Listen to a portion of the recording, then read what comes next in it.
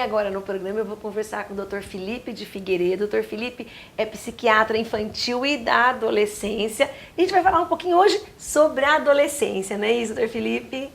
Essa fase que tantos pais temem, é para se temer mesmo desse jeito? É para se temer. É para se temer, né, Rose?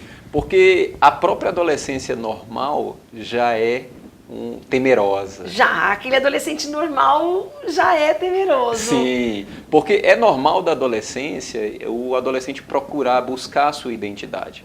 E às vezes ele vai buscar essa identidade indo contra aos pais. E às vezes os pais não estão muito bem preparados para receber, para se portar diante desse adolescente.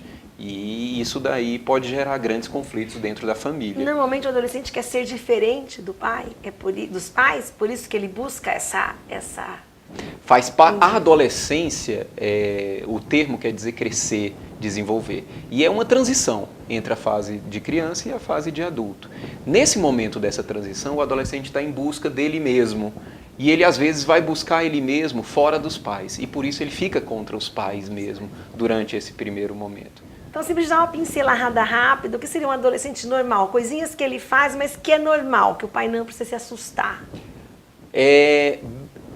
Confrontos com os pais, tentativas de sair com os amigos, de fazer coisas que os outros amigos fazem, tentativas de buscar o seu grupo social, e às vezes esse grupo social não é o mesmo grupo social dos pais. E isso não quer dizer que é um adolescente problemático. Não. Desde que ele busque agora um grupo diferente. Ele está se buscando, formando a sua personalidade, digamos assim. Isso, seria isso. E às vezes ele vai buscar esse outro grupo, Rose, e ele vai ver que não é o grupo que é dele. E ele volta atrás e vai voltar para o jeito que a família é. Isso o pai tem que saber entender.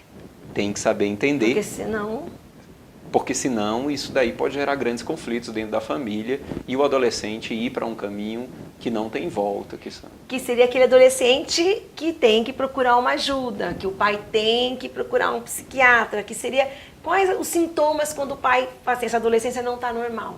Eu tenho que procurar um psiquiatra. Então, quando o adolescente começa a confrontar diversas autoridades, quando ele começa a mentir muito, quando ele começa a furtar, a roubar, a fazer mal às pessoas, quando ele começa a usar drogas com grande frequência, isso tudo são coisas que precisam ser buscadas ajuda. Nesse caso, Felipe, você tem que atender o filho e também o pai, para o pai saber lidar com esse adolescente, não é? Sim. Não é só o adolescente vir procurar uma ajuda.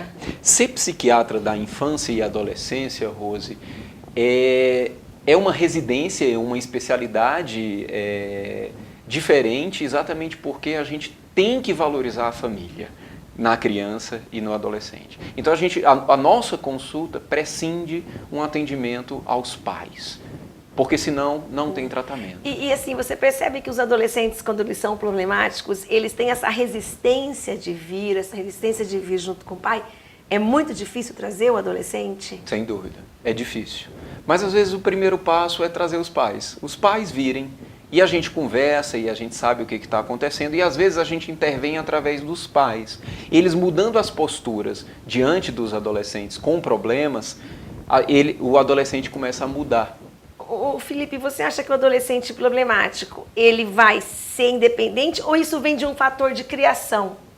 Como assim, os pais, por que um adolescente é problemático e o outro não?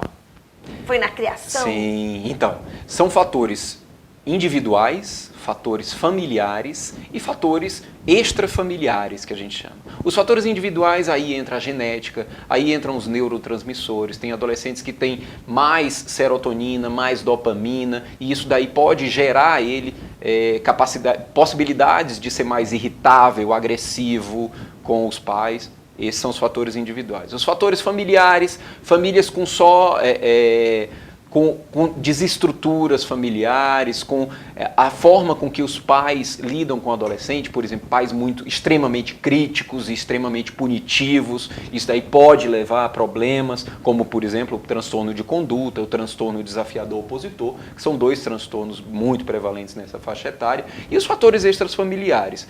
O envolvimento com grupos de outros adolescentes que têm alguns tipos de problema, como adolescentes que usam drogas, adolescentes que furtam, que roubam, adolescentes para os quais essas coisas são normais e que na verdade não são, né? Então essas coisas podem levar a ter problema. A gente vai continuar conversando mais vezes, que eu acho que é um assunto assim que dá pra gente falar muito. Pra gente encerrar nosso bate-papo, eu queria que você deixasse um recado pros pais que estão assistindo e que têm filhos adolescentes em casa. Tá. Pais, vocês precisam entender os filhos de vocês e a adolescência, mas vocês precisam também perceber quando isso não é mais normal. Quando vocês percebem esse tipo de coisa acontecendo, esses tipos de comportamento acontecendo, procurem uma ajuda e tentem entender se dentro da família de vocês há algo novo, há algo que o adolescente não está se sentindo parte. E com isso pode ser que ele já tenha uma melhora. Obrigada. Obrigado, Rose.